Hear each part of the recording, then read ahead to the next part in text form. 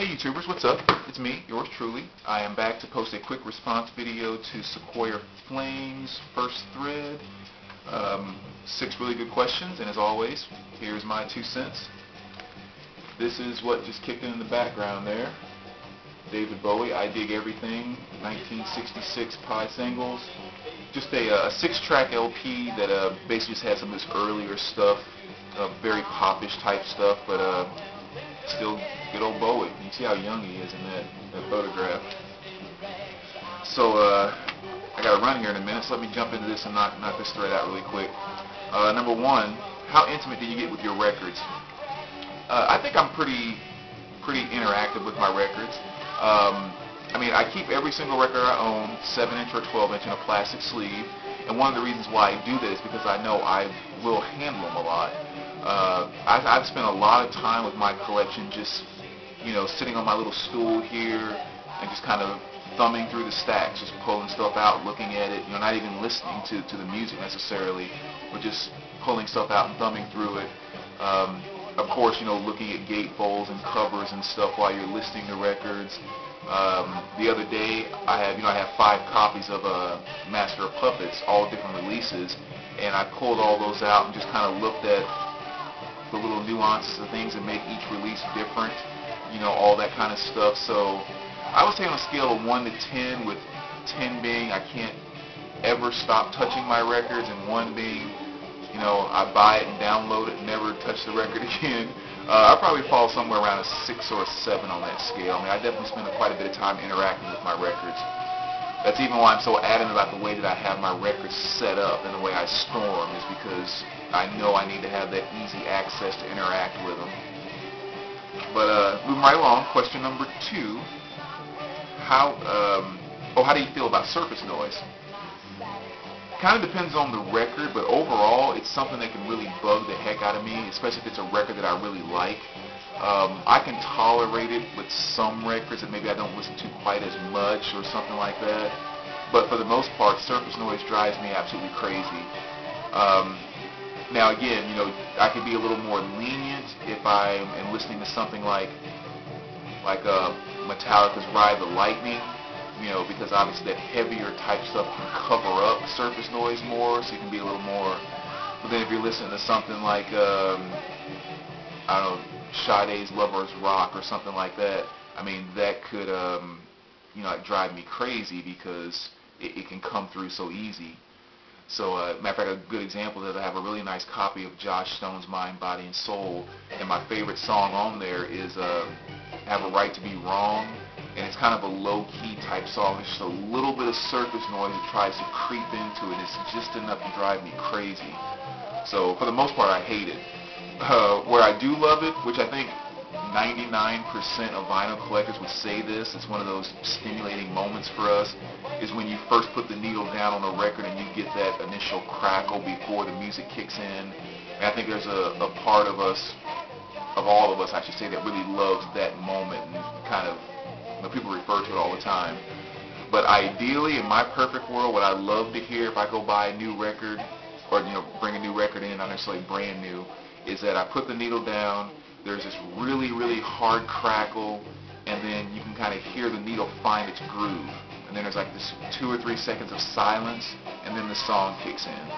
That always makes me feel like I just got a really good copy of this record. And I'm always one of those people too that I base a lot. Now, eventually I'll listen to the whole record, of course, but that first initial 3 or 4 minutes into a record are always the crucial ones for me, because I just always kind of assume most people that handle records, the damage is probably most likely going to be on the edges, or on the outer part of the record, because that's where people tend to handle it and just everything they do with it. So usually if I can get to that first 2 or 3 minutes and hear the record is really solid and clean, it makes me feel like, okay, great possibility that everything's going to be okay on this record. But I mean, again, of course, a record can get scratched or damaged anywhere, but that's just a feeling that I have when I buy new records sometimes.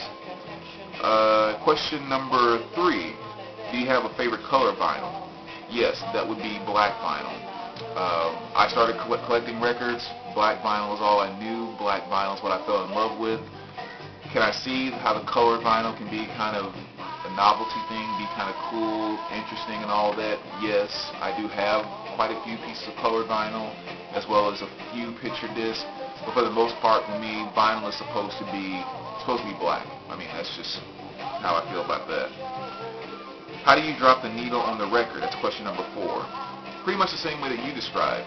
I use the sipping tea method, put the needle down, but usually whenever I pick the needle up, always use the tone arm lever to actually lift the tone arm up.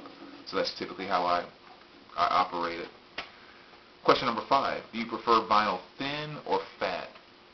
That kind of depends on the record itself, and not so much from like the scientific performance stuff I can tell you about, deeper grooves and all that, but really it boils down to more so my experience with a record.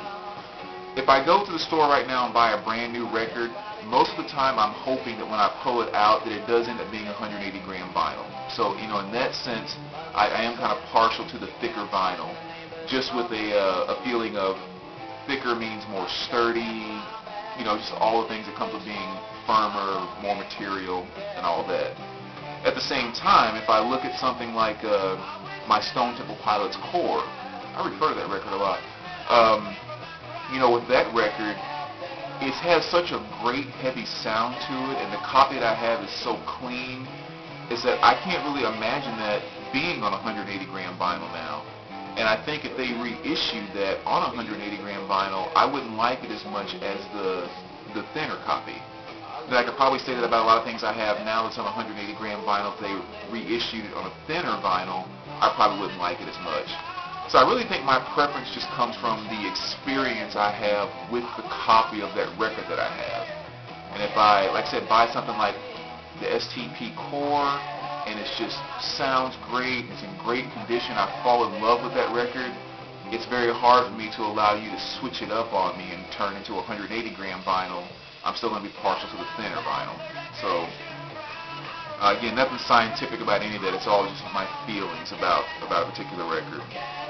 But I guess if I had to make a claim, overall, I do prefer thicker vinyl, 150 or 180 gram vinyl. I don't think I own any 200 grams. I'm not sure about that one at all. Question number 6. Pick a record that if it magically turned into or transformed into a person, you would have sex with them. I'm going to alter that question a little bit and say if it magically turned into a person, it would be someone that I feel I could share a lot of intimacy with.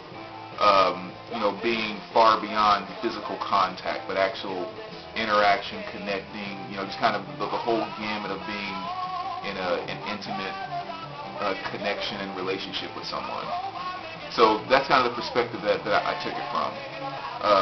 Because I think if you said, well, anyway, that's the perspective I took it from. So I'm going to use a record I've pulled out a number of times in other videos, and it goes back to this one, which is going to be Smashing Pumpkins' Melancholy. And I say that because this album is just, every single emotion that you can have across the board, I think, is displayed in this album. Going from, kind of the I'm not going to say soft, but just the truly heartfelt nature of songs like 33.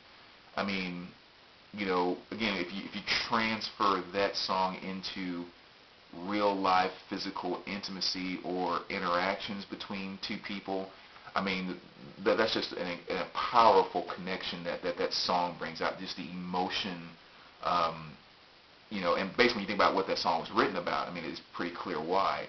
But then, when you go into songs like Bullet with Butterfly Wings, you talk about just the energy, and then just, the raw release of emotion that's in songs like that. And then kind of the poppy fun nature of 1979, just kind of the fun-loving emotion that's brought out in there. So again, I think about, if this album were to turn into a person, this is the type of person that you'd want to interact with, at least I would want to interact with, for the rest of my life. Someone who can just connect on those deep emotions. Someone also has just these incredible high energy levels and just can be so expressive about how they feel and all that type of stuff. I just think that would be a very cool person to have in your life right there. So that's the album that I would pick even though I kind of rearranged the question a little bit.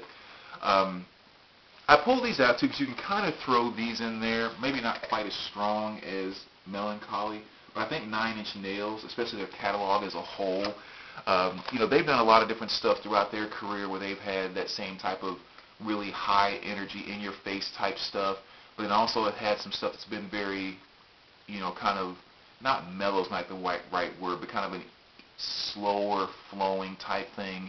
And I think with Nine Inch Nails, when you listen to all of their stuff, you can get a big range of emotions and things with their music too. So, but I think Melancholy would just produce the perfect partner. So anyway, those are my answers. As always, let me know what you guys think, and I will talk to you soon. All right, take care.